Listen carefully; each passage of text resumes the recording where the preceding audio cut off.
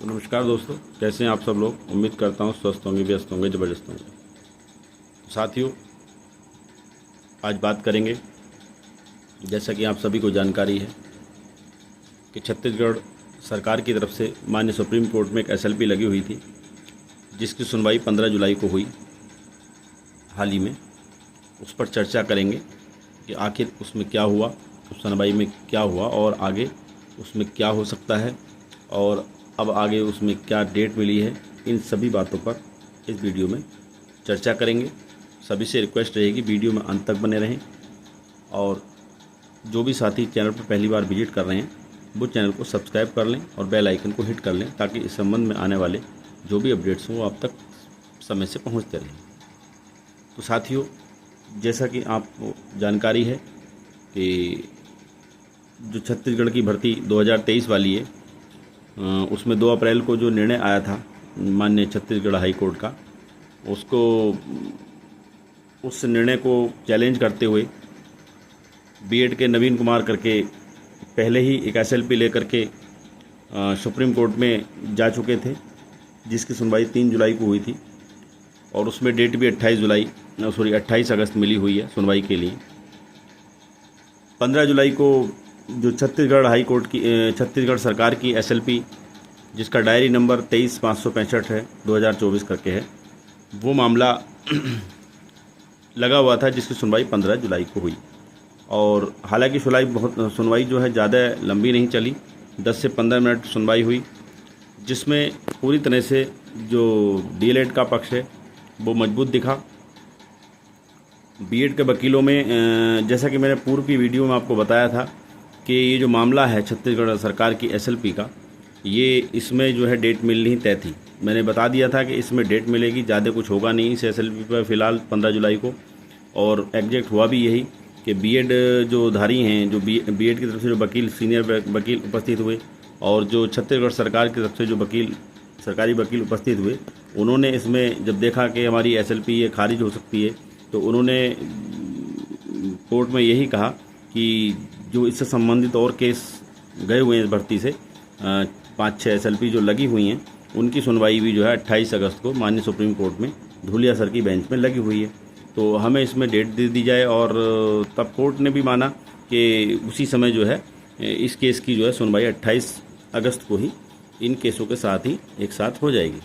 तो मैंने कहा भी था कि ये केस जो है मैंने ज़रूर एक आशा जताई थी कि अगर एसएलपी पे, छत्तीसगढ़ सरकार की एसएलपी पे कोई अगर डेट मिलती है जुलाई लास्ट में या अगस्त फर्स्ट वीक में, तो वो केस भी इसके साथ मर्ज होकर सुने जा सकते हैं। अंततः मैंने यही कहा था कि ये जो मामला है छत्तीसगढ़ सरकार का, ये भी 28 अगस्त को इसमें डेट लगेगी और Naveen Kumar versus Union of India करके जो केस है उसी के साथ ये मर्ज होगा केस और माननीय धूलिया जी की बेंच में ये जाएगा। ये मैंने पूर्व की वीडियो में ऐसा बताया था और एग्जैक्ट हुआ भी साथियों ये।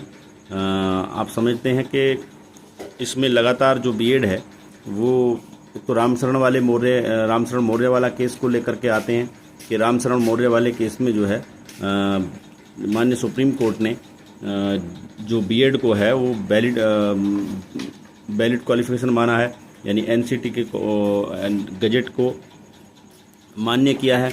और तो उसमें फिर देवेश शर्मा जी वाला जो ऑर्डर है उसमें एनसीटी को गजट को क्वेश्चन किया गया है।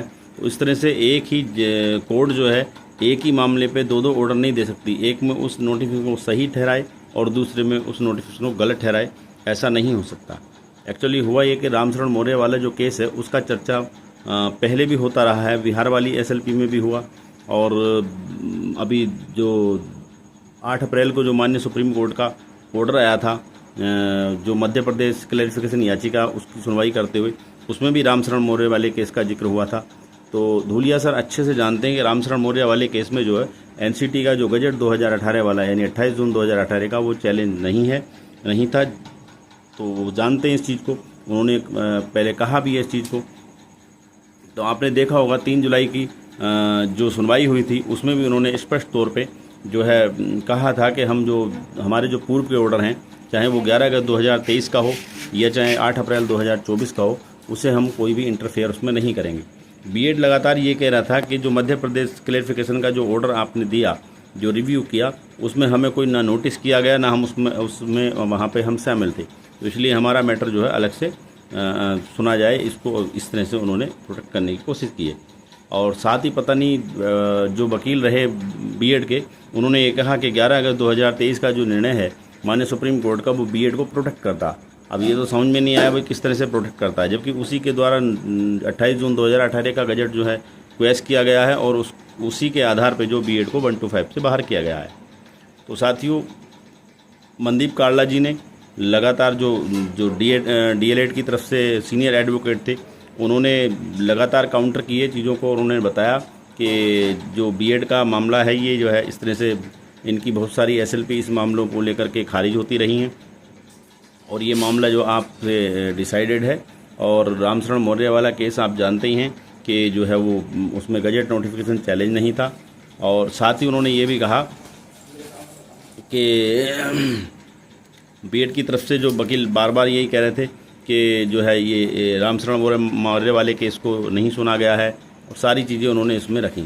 तो उस चीज़ को लेकर के उन्होंने कहा कि अब जब सुनवाई हो ही रही है 28 तारीख को, तो साहब हमें भी इसमें जो 28 तारीख को सुनवाई दे दी जाए। तो बीएड का मकसद यही रहता है कि डेट मिल जाए। पहले भी 3 जुलाई को उन्होंने डेट ली, ये कह करके जो एसएलपी लगी हुई है छत्तीसगढ़ सरकार की, छत्तीसगढ़ सरकार का पक्ष सुन लिया जाए।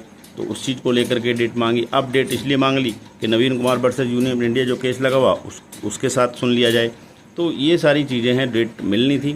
तो ये मुझे मालूम था, मैंने आपको अपनी पिछली वीडियो में बताया था कि बीएड जो यहाँ पर ज़रूर डेट मिलेगी और अगली डेट जो है 28 अगस्त संभवतः रहेगी। लेकिन साथियों, काफ़ी डिले हो चुका है इस केस में। तो मुझे लगता है कि ये 28 जो अगस्त डेट है ये फुल एंड फाइनल डेट होगी और यहाँ पर जो है बीएड बीटीसी का जो निर्णय है वो आ जाना चाहिए, ऐसा मेरा मानना है। और साथ ही इसमें जो जज महोदय थे उन्होंने छत्तीसगढ़ सरकार से कहा कि आपकी जो हाई कोर्ट छत्तीसगढ़ का जो ऑर्डर आपको है उस ऑर्डर को आप क्यों नहीं मान रहे, उसको इम्प्लीमेंट क्यों नहीं कर रहे हैं। तो उन्होंने कहा सर ये एसएलपी लगी हुई है और हमने ये लगाया हुआ है, सारी चीज़ें उन्होंने कही। तो उसमें उन्होंने कहा कि अगर आपने एसएलपी लगाई हुई है कोई बात नहीं, आप जो है छत्तीसगढ़ सरकार का छत्तीसगढ़ हाई कोर्ट का जो ऑर्डर है उसको 2 अप्रैल वाले को उसको आप इम्प्लीमेंट कीजिए और उसके इम्प्लीमेंट को हमारी इन याचिकाओं के अधीन रहेगा। जो भी वो इम्प्लीमेंट करेंगे वो हमारी इन याचिकाओं की सुनवाई के अधीन रहेगा। तो एक तरह से माननीय सुप्रीम कोर्ट ने स्पष्ट रूप से कहा कि आपको जो है जो 2 अप्रैल 2024 का जो निर्णय है माननीय छत्तीसगढ़ हाई कोर्ट का उसको इम्प्लीमेंट करना चाहिए, उसमें कोई दिक्कत नहीं होनी चाहिए।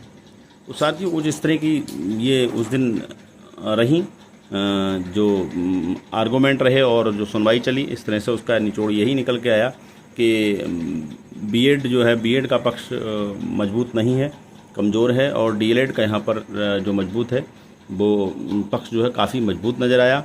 और आप जानते ही हैं ये मामला जब धूलिया सर की बेंच में जाएगा तो धूलिया सर ने चूँकि 11 अगस्त 2023 का निर्णय खुद लिखा है, उन्होंने 8 अप्रैल 2024 का अपना निर्णय जो है रिव्यू किया है।